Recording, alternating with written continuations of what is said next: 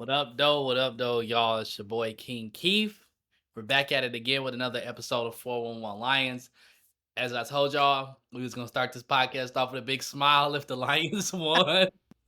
And boy, did the Lions win. Boy, was it a game. Probably the biggest regular season game in Lions history. Just for the implications and what it meant. And the Lions pulled it off. So we're gonna chat with y'all about everything that went on, talk about the future playoffs, what things kind of look like for the Lions and for really everybody in the conference and even in the league. But of course, my name is Keith. Follow me on Instagram at _DrKing's Same thing at Twitter. And I'm gonna pass it over to my co-host CB.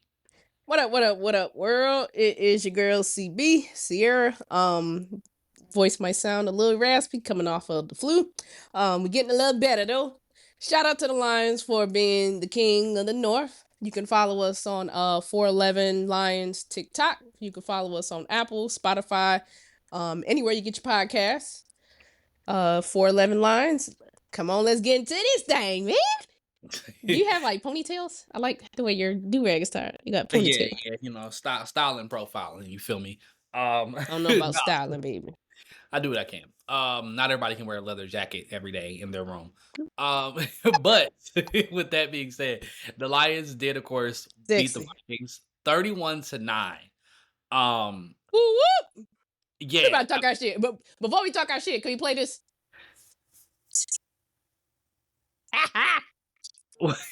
I can't hear anything. Never mind. I'm sure it's turned. Whatever it is, I'm sure it's turned. As the whole team was turned. But 31-9 was the final score. Not a final score that I don't think anybody was expecting. Whether you thought the Lions were going to win, whether you thought the Lions were going to lose. I don't think 31 points was out of the expectation. I think that's actually how many points I expected the Lions to score. I think I said 31 or 34. But for the Vikings to only score 9 points, I mean, obviously the defense is the talk of the town. Jahmyr Gibbs scored 4 touchdowns as well, so he had an outstanding game. But CB, how did the Lions win this game? Let me tell you something.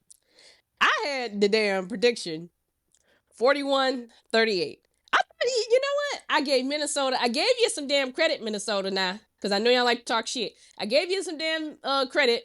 I thought y'all was going to get into a shootout with us, but I thought we was going to win because the last game, it was 31-29. I gave y'all the benefit of the doubt that it was going to be a shootout, baby. The only touchdown y'all scored was when the plane landed, baby. So, it's crazy. Yeah, and it's a lot of reasons for that. I mean, it's a lot of people to go around and give credit for. Name me one person, because again, there are a lot of people that we can give credit for. Name one thing, person, whatever that stood out to you from last night for giving the Lions credit for winning that game. I would definitely say the Lions and just seeing Ben Johnson, Aaron Glenn, and the team just very calm, and they didn't seem to sweat. They didn't seem to sweat at all, but I would definitely say, obviously, the defensive scheme that Aaron Glenn cooked up, shout out to him. Did you see him on the bench? He was just chilling. Just lay back. not a care in the world, but it's like, I don't know if I can even name just one person. I think definitely just the whole Lions organization. This team has been so fun to watch.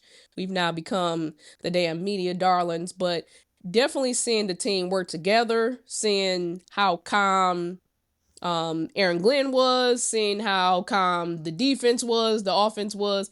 Now, Jared Goff, he had his little interceptions, whatever the case may be, but they didn't panic. They stayed together. They still stuck with the script. We didn't go off script, and definitely we came up with the win. But I mean, obviously Jahmyr Gibbs stands out. Mm-hmm. Aaron Glenn. I mean, Dan Campbell going forward, of course, as always. Yeah, I really want to a team effort. Obviously, when you beat a 14-2 team, 31-9, it's going to be a team effort when you have a win that's that impressive. Amik Robertson. Oh yeah. I mean, good player. Guy that's very much undervalued, has always been, I feel like, a bit undervalued. Was a good player for the Raiders last year. And the Lions signed him in this offseason to a 2-year, $8 million deal. Kind of went under the radar a little bit. Everybody's like, oh, he'll be a depth guy. He might play the slot a little bit, whatever. But if you watched him play with the Raiders last year, I mean, he played the inside, but he also played the outside. And he played it pretty well. He was a quality corner. To see him go up against Justin Jefferson, Man. and like, obviously Justin Jefferson's an amazing player, going to be one of the go down as one of the best wide receivers ever. You're not going to completely stop him, but to slow him down and to play man-to-man coverage a lot of times, he had a little bit of help over the top, whatever. That's the kind of coverage that you have to play against a team like the Vikings. But he played outstanding to be able to just be in Justin Jefferson's hip pocket all night. Obviously, we're missing Carlton Davis. Terrion Arnold went down with an injury as well. Amik Robertson really just stepped up and was huge. He was huge. He really, I think, was him. And obviously, a lot of love has to be given to Alex Anzalone. He returned, and next thing you know, the defense kind of just figures everything out. Not going to give Alex Anzalone all the credit because, again, Aaron Glenn drew up a great scheme, and the players executed it really well. But for that heart and soul of the defense, that communicator to come back, and for the defense to play so well, Amik Robertson and Alex Anzalone earned a lot of money last night. That was I just was so mightily impressed by their coverage abilities. I mean, the Vikings are a team that obviously can throw the ball really well. I was shocked. I really was shocked to see them play that well. And it was kind of interesting to see after the game. A lot of people were talking about how Amik Robertson and Justin Jefferson grew up in Louisiana together and grew up doing one-on-ones together and had a long history of battling each other, even in college and high school. And I don't know, it's just such an amazing story that they told Amik Robertson on Tuesday, look, you shadowing Jefferson, and he shadowed Jefferson, and he did about as good of a job as you could expect anybody to do. That was amazing. Yeah, I would definitely piggyback off that. Amik Robinson throwing him in the slot with Jefferson. Jefferson only had 3 receptions, 54 yards. To hold Justin Jefferson, lock him up, agitate him, irritate him, just completely seatbelt him. 54 yards, man. Not a touchdown. Now, Sam Darnold did miss him a couple times, but whatever. Hey, listen, that's on Sam. But to only hold him to 54 yards, Jordan Addison, 0 receiving yards, man. TJ Hawkinson, 9 yards. Seer, they told me ridiculous. They told me Jordan Addison was better than Jameson Williams, and I don't know. I don't know about that. It didn't. If it is, it didn't show last night, baby. It didn't show last night. It was only one game, and Jordan Addison has had a really good career and a really good season so far. But it didn't look like he's better than Jameson Williams last night at all. Hell no. Much credit goes also to Terrion Arnold as well. Again, I know the penalties, that was a thing earlier in the year. It was a struggle to get him up to speed. He was fantastic. He went out with an injury, but he was fantastic last night as well. He was covering Jordan Addison for large portions of the game, and he didn't have as much safety help either. So, again, these corners playing the way that they played, they were able to bring Brian Branch down and play the slot, and put Melifonwu at safety at certain points of time. It was so impressive. I really think that defensively, them playing like that gave me the utmost confidence again that this team looks to me like the Super Bowl favorite. Yeah, I definitely have a lot of confidence in them going through this playoff run. I know we got two or 3 games so we get to the Super Bowl, I believe 2. But I would definitely say to have all those players on IR and to lock up Justin Jefferson and Jordan Addison together, they only have 54 yards. I mean, that's a tall task.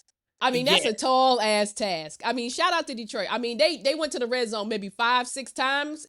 Minnesota, not 1 touchdown. They said, "Hey, you can get to the motherland, but you ain't getting to the promised land, bitch." Yeah, and a lot of credit goes to Aaron Glenn, of course. Oh yeah, this isn't the first game that Justin Jefferson has had where it appears that the Lions kind of shut him down.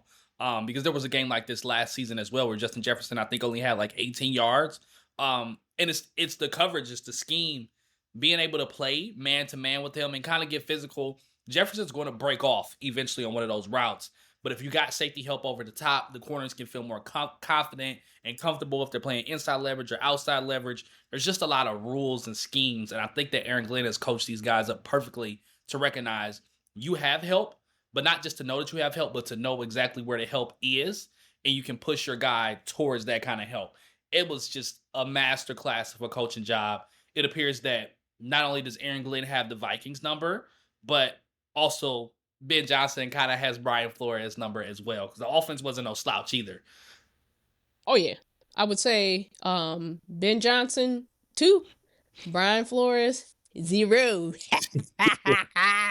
Yeah, it was mighty impressive to see it. I mean, again, the offense wasn't perfect. It took the second half for them to really get going. But Jahmyr Gibbs, electric as usual. Oh man, just typical. I mean, Saquon Barkley, you have to say, I guess, is the best running back in the league. But like Jahmyr Gibbs is like he's like right there. Like if he got the carries that Saquon got, I think he would have the same amount of yards. let me tell you something about Jahmyr Gibbs. That damn man. If he get the step on you, he get one step on you, his ass is gone.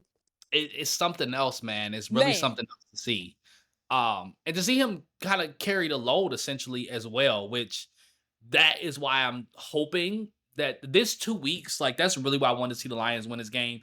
That 2 weeks off, I don't know who's going to come back. I don't know if they're going to get anybody back, but just to get guys some rest, to get them some time, to not have to jump right back into playing next week. Oh yeah. I don't know, Seer. I don't know what the injuries look like for Carlton Davis. I don't know what the injuries look like for David Montgomery, but I think 2 weeks could go a really long way to potentially getting those guys back, especially Montgomery.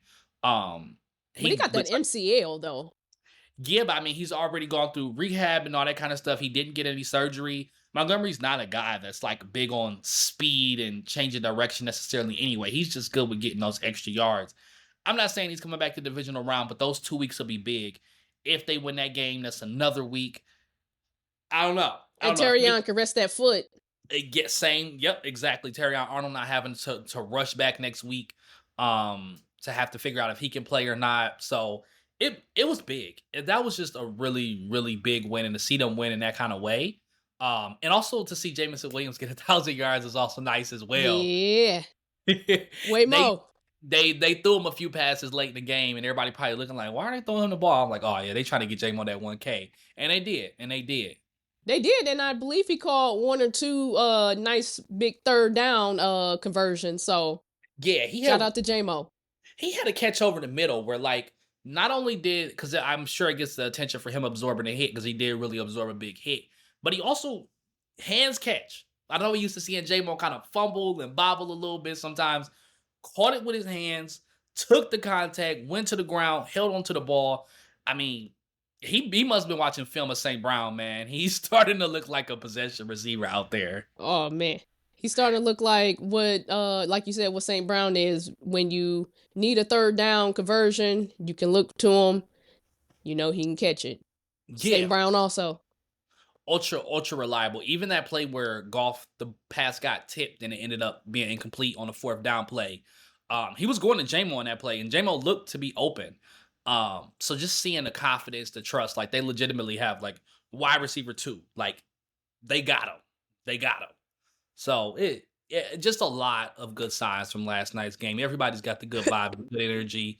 Bless you. Hoping that the team just can get some of those guys back. It was good to see Hutch on the sideline. I'm not counting on him coming back, but it would be nice to see him come back at some point. But yeah. Now, moving on though, because of course the Lions have secured their seed as the number 1. Number 1, top seed. Was hard to get. Very Kings hard. of the North, bitch. Yeah, the Kings of the North, which means the Kings of the NFC, because the whole North is the King of the NFC, apparently.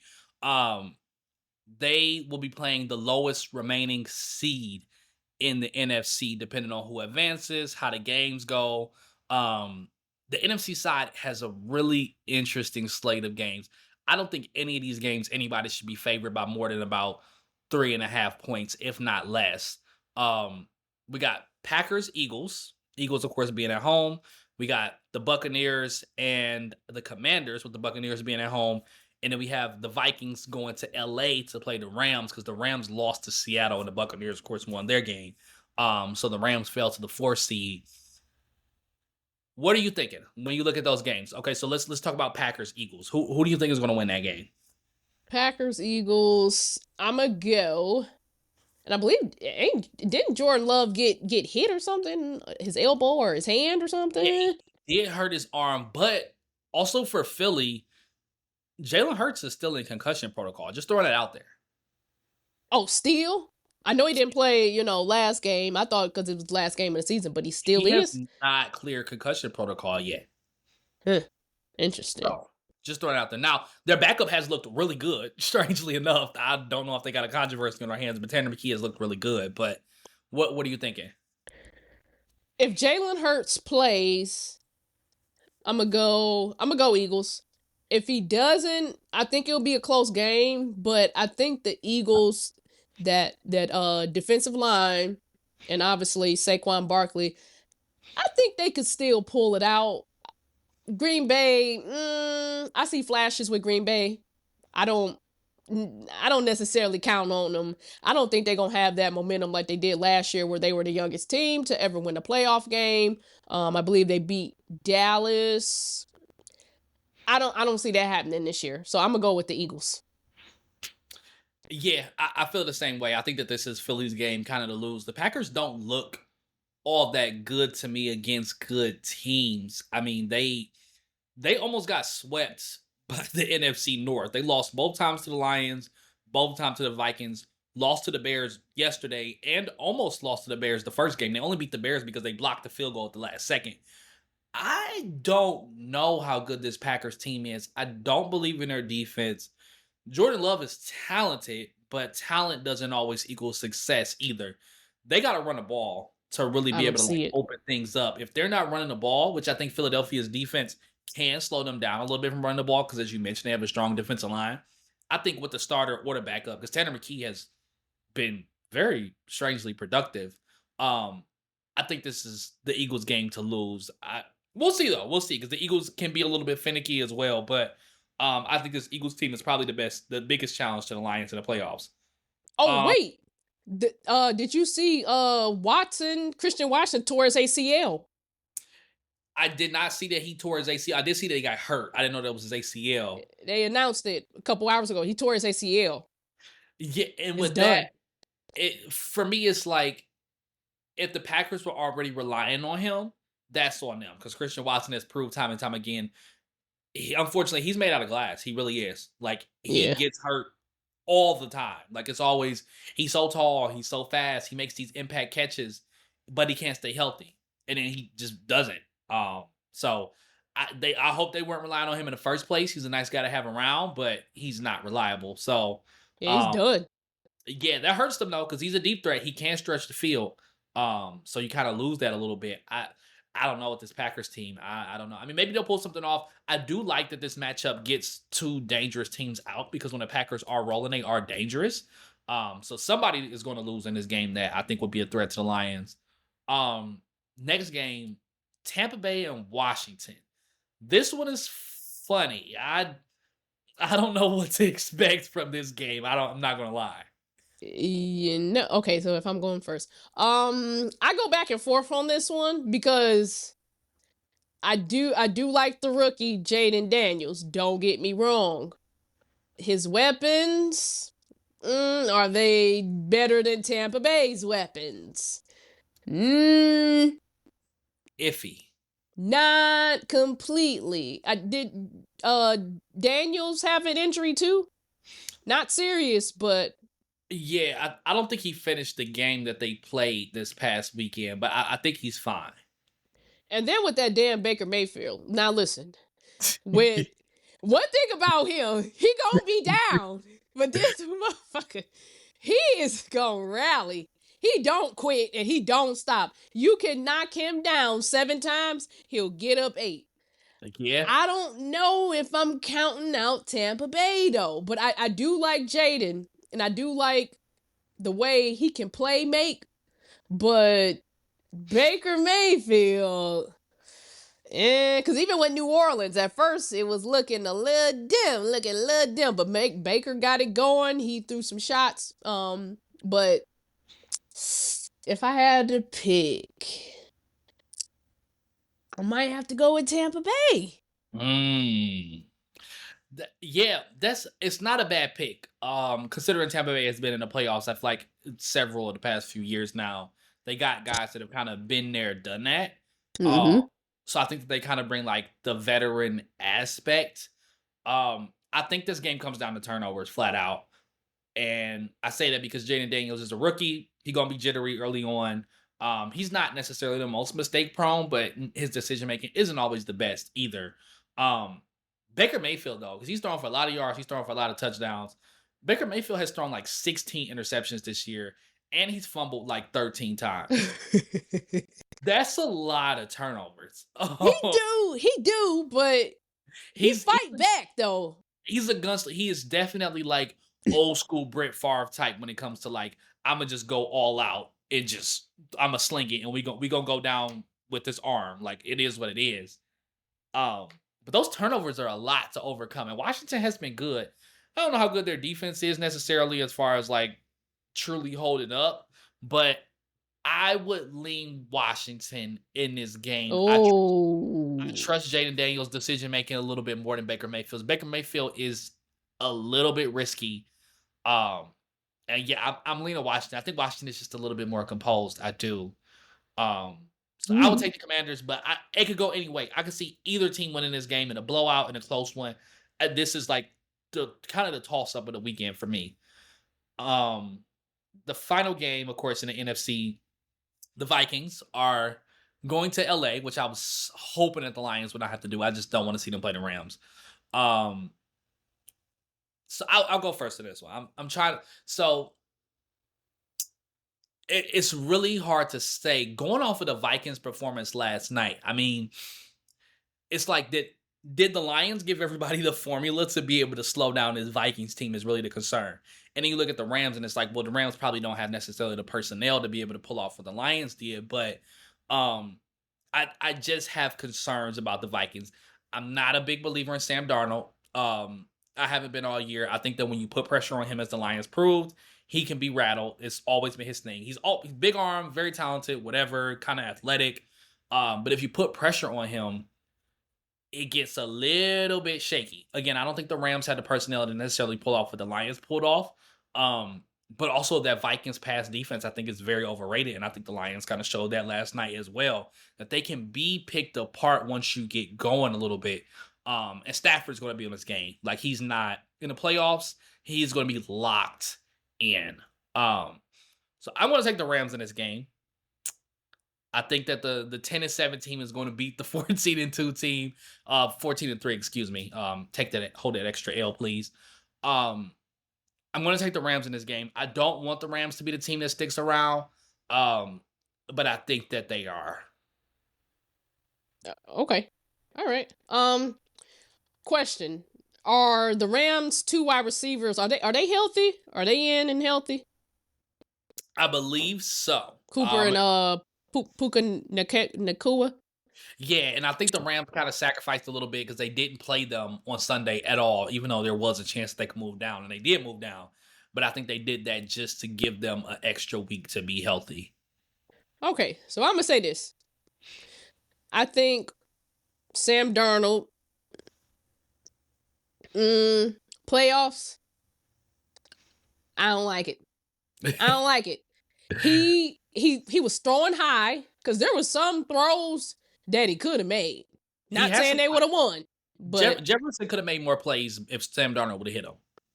He missed Jefferson twice with them touchdowns, but I think with Sam Darnold, why are balloons coming? Anyway, Apple animation. But I believe Sam Darnold, with the pressure, it's gonna get to him. I think the moment is too big for him. He was hit, maybe 14 times last night? We got to him about 14 times. Shout out to them. Got a couple sacks, too. I'm going to go... They got their little spirits crushed when they came here, and, everybody thought that they was going to win, and it was 50-50. But I believe with Stafford, he's another Baker Mayfield-ish. He don't quit. He'll take a hit. That's a big boy. He gonna wheel and deal that thing. He gonna, if he can get the first down or the touchdown, he gonna run and try to dive for it. I think the Rams are gonna pull it off. I think this I think this loss was bad for the Vikings. I think their spirits crushed. I think Sam Darnold, I think the moment is too big for him. Did you see them in that locker room celebrating like they won the damn Super Bowl after they beat Green Bay? Pouring all that champagne or water and shit. Yeah, the Vikings are so interesting. They ain't used to this. I'm going to go Rams. I'm going to go Stafford does not quit. I'm going to go Rams. Yeah, Stafford doesn't quit. It's funny that you say he doesn't quit because I get the feeling that I don't know how many more years he's going to play. I'm not saying that this is like kind of his swan song, like his going out final, whatever. But I think that he's probably on the verge of like considering it. And I think that he wants to like make as many deep runs as he can or make the most of these potential deep runs. Because I don't think that the Rams were expected to necessarily be in the playoffs by a lot of people. So the fact that they won the division, they got their shot in here.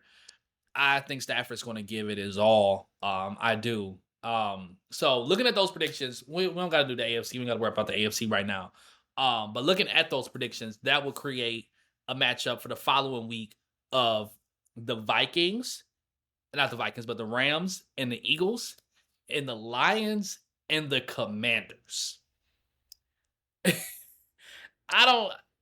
Washington, they're like the one team where I'm like, they make me a little bit nervous. Because the Lions clearly seem to struggle with quarterbacks who can extend the play longer. And that is absolutely something that Jaden Daniels can do. Lamar Jackson obviously shredded us last year. Josh Allen shredded us even worse this year. Big quarterbacks who can like get hit, but like shake a guy off, keep the play going. The Lions obviously play a lot of man coverage. They played 67% of man coverage, which last night. Yeah, which is higher than average. Of course, they don't always play that much man coverage, but they play a lot of man coverage. When you're playing that much man coverage, you got a quarterback that can move around.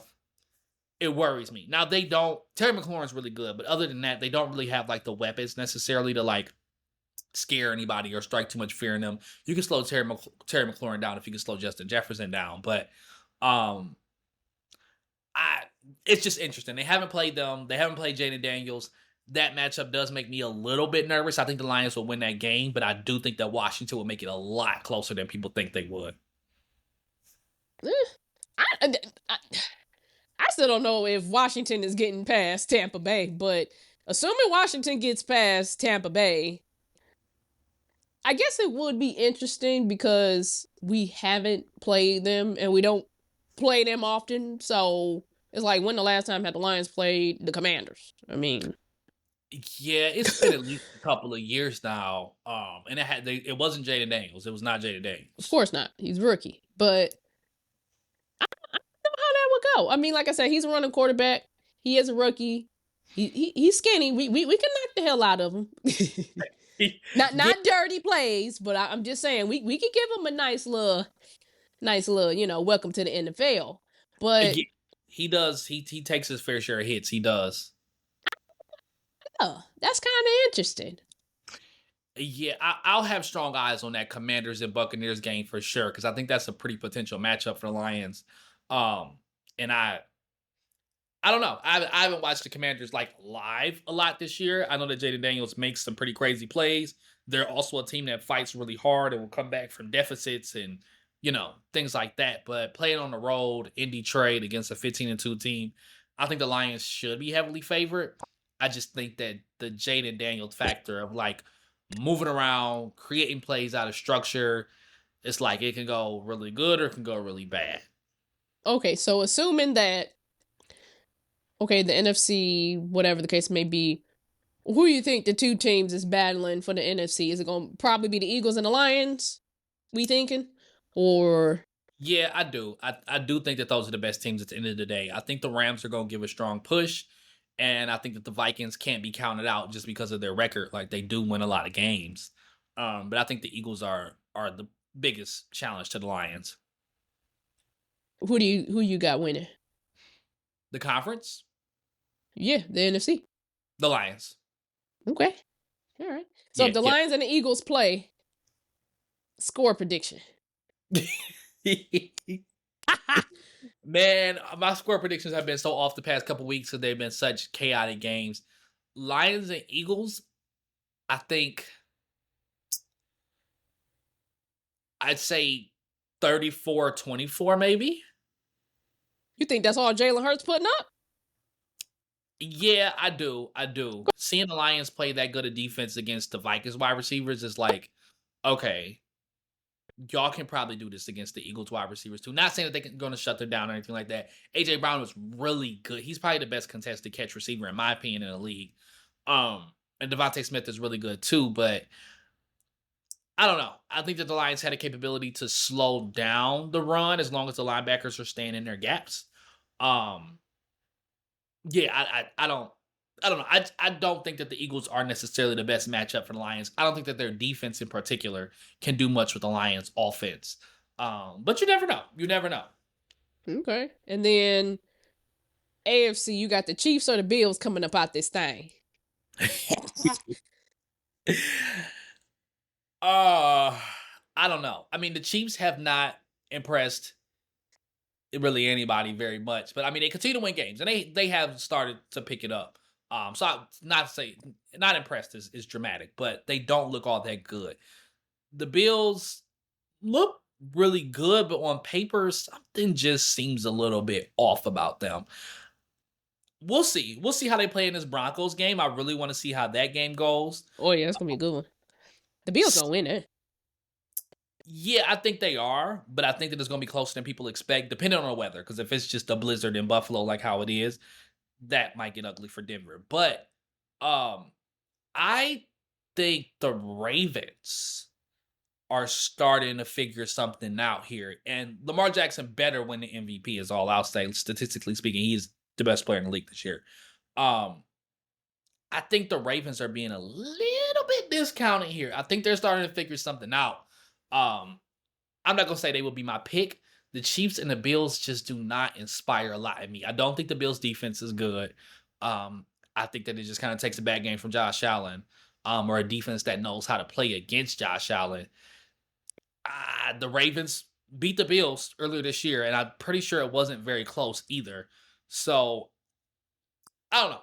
I like the Ravens. I also would like to say, do not count out the Chargers. Jim Harbaugh has them boys playing hard. Let's see. The Chargers. I'm a big Harbaugh guy, obviously. I'm just saying don't count them out. They're not getting blown out by anybody. We'll see. We'll see how they do. I want to see their first playoff game before I really say anything about the Chargers. Look, they got Houston, and Houston just look rough right now. So, I don't know. The Chargers might beat down on them. I wouldn't be surprised. Harbaugh has them boys looking good. He is such a good coach. Such a good coach. He is. What you thinking in the AFC? Who's coming out the AFC? Yeah. I would say Buffalo, but that defense can be had. And they worried me giving up. What they give up? 42-44 to the Rams? Mm-hmm. Maybe the Chiefs or the Ravens. One of them is coming up out that thing. Yeah. I mean, you can never count out the Chiefs just because they are the Chiefs. I don't know. I just feel like they're... I don't know. We say this every year that it's like it looks like they're running out of the gas, and they just find a way to push through anyway. You got to beat them bad. I feel like you can't play them in a close game. Like you got to be up by like. Oh hell no! And if you up by 3, eventually they just gonna be like, you know what? Pat Mahomes about to go down the field, and he about to get the touchdown. Mahomes gonna do that thing. Yeah. You got to beat them down. I think the Ravens are the one team that can like get off to a fast start. You know, Derrick Henry break off some runs, Lamar Jackson make some things happen. But then the Ravens got beat by the Steelers, though. The Ravens just don't seem to play good in big games, is what it is. Like when a game is important, when a lot is on the line, for some reason they just don't play up to it. And at some point that's going to stop. Like they're going to figure it out. I just don't know when. But and they lost 2 or 3 games in their division, the Ravens. Because I know they lost to the Steelers. Did they lose to the Browns or Cincinnati? One of them. They did lose a game to the Browns. Yeah. They're Maybe Kansas City. I don't trust the Bills' defense. I don't either. I don't. Maybe Kansas City is coming up out this thing. Yeah, it wouldn't be a surprise, but I will say this. I think after last night, it's pretty clear who the best team in the league is. The Lions are the best team in the NFL, and I didn't want to say it before the season because I wanted to see how the season played out. For them to go 15-2 with the schedule that they have, this is the best team in the league, and they may not win the Super Bowl. They may not make it to the Super Bowl. I think they will, but they may not win it all. But they are the best team in the league, from top to bottom. I mean, the coaching, the quarterback, the running back, the offensive line, the weapons, the defense, like everything is just kind of the stars are aligned, and I really feel like we're aligned last year. It was just the 8 minutes from hell that kind of kept us from doing it, but You sure I it was only 8 minutes? it was minutes. It was 8 minutes. It was Vildor letting the ball bounce off his face mask. Jameer Gibbs with a fumble. Next thing you know, the 49ers back in the game. Like it was literally that. You sure? Okay, we'll give it that. A couple drops on fourth down on some plays that should have been made. Hello. Yeah. So I don't know. I think this is the best team in the league. I do. So if the Lions make the Super Bowl, you coming home to watch it? I don't know what I'm doing. I'm Celebrate good times. Come on. No clue. I don't even know. I don't even want to think about it right now. I want to see whoever they get matched up with in the divisional round. I want the boys to go out there and keep winning games. Hell yeah. Well, Lions have done it again. Shout out to the city of Detroit for lighting up Ford Field, lighting up downtown. And I believe we had maybe 30 million views. The highest viewed Sunday primetime night game since they said 2011. And we won. And the Vikings didn't get a touchdown. They flew here just to score 9 points. Cool. They brought $2 million worth of seats just to be silenced. Man, $2 million worth of seats. They said ain't do shit. Maybe like 200 Vikings fans in that building. 65,000 seats, by the way. So that little 200 they making no noise. They showed it. Made school is going home. The Lions fans was like, yeah, man. So we'll see, but we'll take a week off. Lions aren't playing next week. Maybe we'll jump in and do a special podcast episode. We'll see, but hopefully in 2 weeks y'all be catching us with another smile on our face. Hopefully the Lions picking up a win in the divisional round, and hopefully getting a couple guys back as well. But until then, thanks for checking us out. Continue to check us out. Continue to follow, like, subscribe, comment, whatever, share, everything like that. But it's much appreciated that y'all listening. CB, I'm gonna go ahead and pass it off to you to close it out. All right. Well, thank you for listening. Thank you for our new listeners. Hey, come on our stuff, talk your ish, make your comments. We welcome all. Yeah, we'll definitely see you in about a week. CB signing off. Peace.